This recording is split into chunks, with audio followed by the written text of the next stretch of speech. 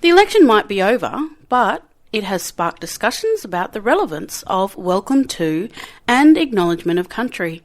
We spoke to Aboriginal education expert Rhys Paddock from Modern Custodian about why they are both important and how we can make them more meaningful.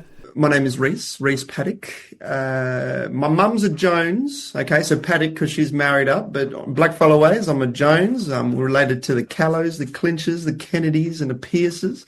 I'm here on Noongar country though, so I'm in Boorloo. Boorloo is the Noongar word for Perth. And I've lived here for my whole life and I'll probably die here. This is my home.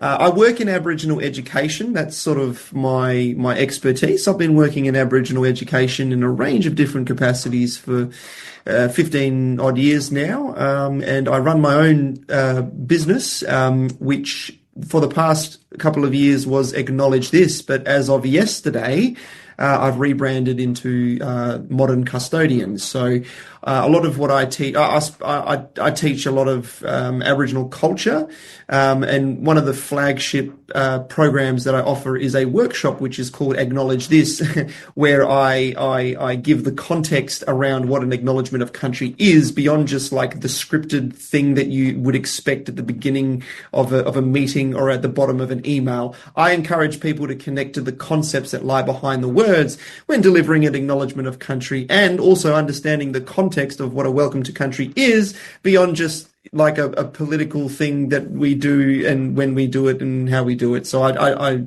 that's the flagship workshop of Acknowledge This, which sits under the big rebrand of Modern Custodian, which is what I have, which I released yesterday. You've already obviously given us a little glimpse, but can you give us sort of a bigger idea of what you do and how I guess you got started doing the work and why you're so passionate about it?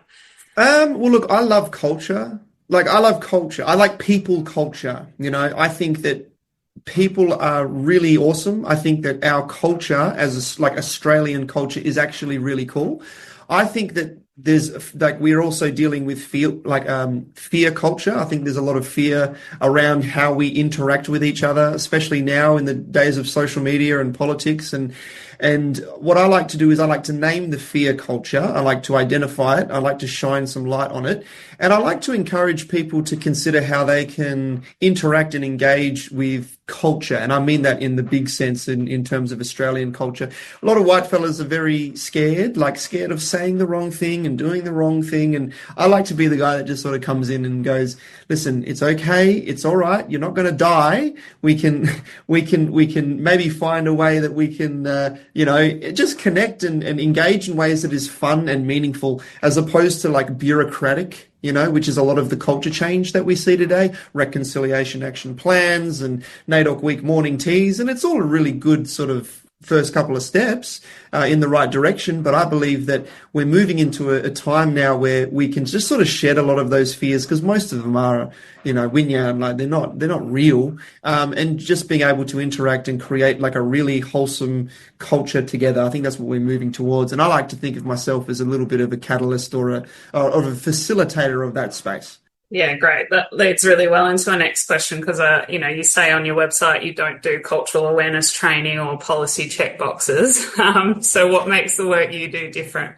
Oh, because a lot of the work that is out there is policy change and tick boxes. I'm not going to lie, and look, I'm not against that type of work, because just like the acknowledgement of country, like a lot of the boxes kind of need to be ticked, like there are things that we need to do. And where I differentiate, let's say, from the market's perspective is I'm an independent, right? I run my own business, I run my own show, which means that I'm not bound by like the systems that a lot of other big businesses are bound by, stakeholders. I'm a private entity. I do what I want when I want, and my business is my life. So I am someone who has a lot of flexibility to just come in and give my personal perspective on how I think things could potentially run, and then encourage people to come along with me on the journey. So I think that's sort of how I would say I'm a bit different to a lot of other sort of, we'll call them service providers. Whereas I like to just think of myself as your mate that you can just call up and I can just have a yarn with, Yeah, that's how I would describe it. this idea of modern custodian, like why you call yourself modern custodian, like what does that mean to you? Yeah. Yeah, okay. And this is good because I need to get used to talking about this. Okay. So the modern custodian essentially is, I'm going to read this from my website because I'm happy with what I came up here. So I'm a modern custodian. I'm not here to tell you what to do. Okay. I'm here to walk with you through stories, through country. And through questions that don't always have easy answers, okay? I run workshops like Acknowledge This. I create cultural art and experiences.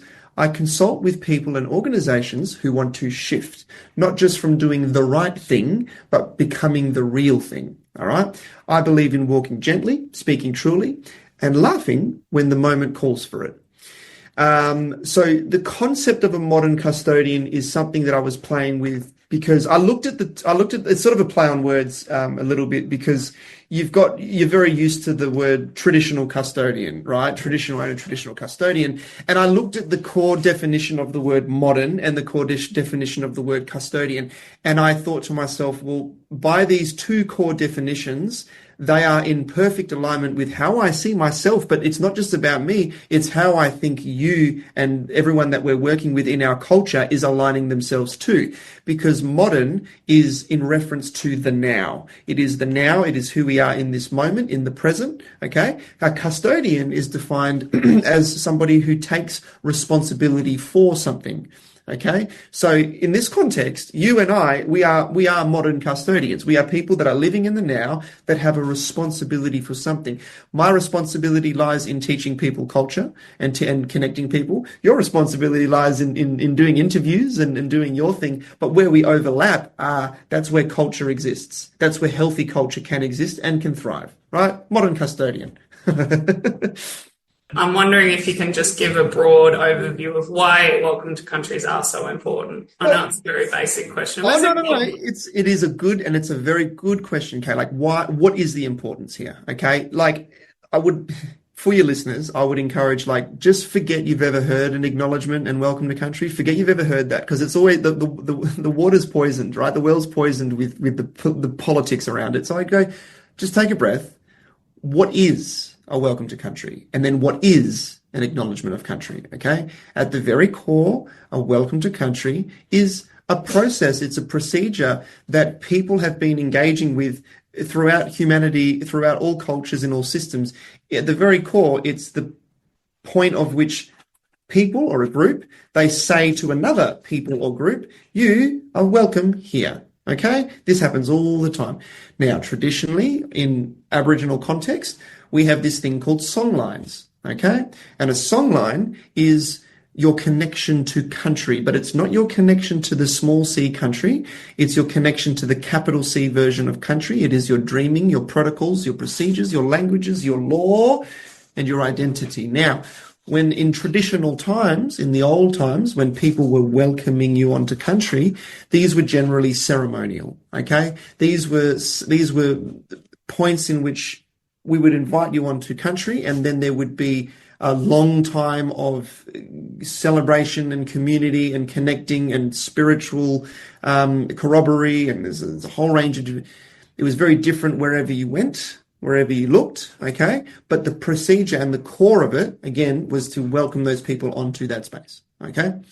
It's a little bit different now, because we live in a modern era and we've got 9 a.m. team meetings and we've got the opening of this and we've got this and we've got the footy. We've got to get it at the footy.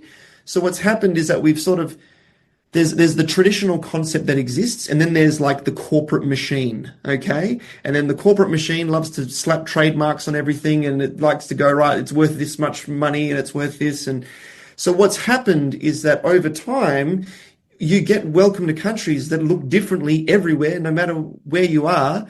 You know, you might have a welcome to country one day where it's the old auntie, and the old auntie is just, you know, your kid's primary school, and she's nervous and she says, look, I just want to say, Kaya Wanji, hello, welcome, and you all look lovely today, and welcome to country. And that's a very wholesome welcome to country. Then you've got the footy tier welcome to country, and the smoking ceremony, and the didge players, and you've got the kids, the little Coolingars, little kids, and they're all painted up, and they're all doing a cute little kangaroo dance and that kind of thing. And then you get political ones, and it's like, oh, it's an Anzac Day, and what are we doing here? And the spectrum of the welcome to countries are quite vast at the moment. I always look at that and I go, okay, cool. What is happening at the core? Yes, it is just the invitation, the welcoming onto that song line. I call it the song of that line. In my meta-analogy, in my head canon, I think of it like it's like the elders are like the conductors. They're the conductors of a song on that song line, and they are introducing a harmony. And in that harmony, they're saying, you as the visitor are welcome to be a part of this harmony, a part of this song. Okay? That's how I think about it. An acknowledgement of country. What is that? Well, that is simply the articulation of the gratitude and the appreciation as the visitor on being at that space at that time, right? If I was to give an analogy here, look, Kate, it's like this, right? If I was to come over to your house, Kate, you are going to perform a welcome to country, aren't you? All right. Now, you're not going to call it a welcome to country, but of course you are the traditional owner. Okay, traditional renter. I'm not too sure, but you see what I'm doing here, Kate. The traditional owner of that house. Yeah. But see, you're welcome to country. You have processes and protocols, don't you? You know, I knock at the door. You answer the door. You might give me a handshake. You might have some very traditional cultural protocols to consider before entering that threshold. You might say, Reese, do you mind leaving your shoes at the front door? You know, that kind of thing. Okay, so you are welcoming me onto that space. The acknowledgement of country is how I simply articulate that appreciation, gratitude. Kate, thanks for inviting me over. Beautiful house you have here. I love the curtains. I don't know, whatever words that it is, right? It connects people in place. But today in Australia, what are we doing, right? This is what we're doing. Knock, knock, knock, right? Kate opens the door. Welcome to country, Reese. Come on in. I say, hang on a sec, Kate. Good afternoon, Kate. I would like to begin by acknowledging that I am entering your place of humble residence. I would like to acknowledge the tenants that have come before you. And it's like, okay, all right, the script, okay, it serves a purpose. Thank you, script. We've been doing this for 15 years now, and wow, it's beautiful. But we don't need that anymore, because we are people. We are people with our own feelings and thoughts that lie behind the script. And what we can get, the good news is that once we realize this, we start to go, okay, thank you, script, put that away. Now we can start speaking from the heart, okay? That's the welcome, that's the acknowledgement, that's the relationship between them. Does that analogy help? Does it make sense? No, I think that's a good analogy, because, I mean, even I'm sitting here thinking that, yeah, it's more than just the words. It's what, like you're saying, the core of what, you know, the message you're trying to get across, or, you know, it's not just about having it written down and reading off a piece of paper or whatever. That's right. Yeah. That's right, Auntie. No, that's right. You know, and right, and everyone's. We're only all considering the words right now. Like culturally speaking, in Australia, it's like, what are the words? Do we say Aboriginal, or is it Indigenous, or is it First Nations? And it's like, okay, cool. Yeah, the words are important, but what's the concepts that behind those words? What is your specific connection to country? That's what I want to know. That's how we connected. You know, as people, relationships before the business. Who are you? Who's your mob? Where are you from? Tell me about your country. Tell me about what, you know, that's what I think is was the core driving factor, that was the catalyst that introduced the acknowledgement of country culturally in Australia. And then I think what happens is, you know, Australian corporate machine does what it does, and it implements it, and it puts it into boxes, and it tells you when and when you should not be saying it, and what words and language you should be using. And what's a result of that is that we've sort of forgotten the original intention. We all know it in our hearts, right? We all remember it. Like, we all know what we're supposed to be doing in our hearts. But the problem is that, yeah, I think our modern culture just has, it's too brain focused. It's too much up here in the mind, and it's a lot less here in the heart. That's why I love Aboriginal culture, because it is able to reintroduce the concept of the heart back into the modern culture, relationships before the business. Don't just tell me things and give me words and do tell me who you are and who your mob is and how you connect. That's more important. You see? Simple stuff. Actually, you might have kind of covered this already, but I actually was looking at your website where you were talking about people crafting their own acknowledgements or giving it more meaningful attention. So if anyone's listening to this and kind of going, especially non-Indigenous people, like, how do I do a more genuine acknowledgement to country? what would you encourage? Like, how would you like to see the norms shift in the way we use it? I would say go onto Google, type in acknowledgement of country, find the first templated script. No, I'm just joking. Don't do that. Don't ever do that. No. Okay. Could you imagine? Like, yeah, use that as your holy scripture. No. What you want to do, okay? I run Acknowledge This every fortnight on Zoom. Okay, it's open for the public. It's like a pay what you can option. I go into the deep dive of this. I talk about this from all the perspectives. I give you all my context. We talk about when do we do it? How do we do it? You know, so look, I am shamelessly plugging myself here, but it is something I am passionate about, and it's something that I've been running for many years now.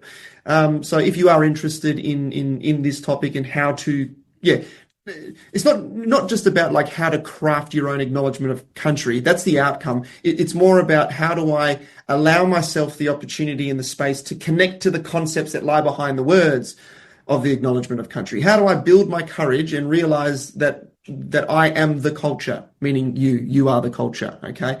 And that what you say and what you do matters. Matters. So that is one way that I would encourage you to consider your connection to the acknowledgements.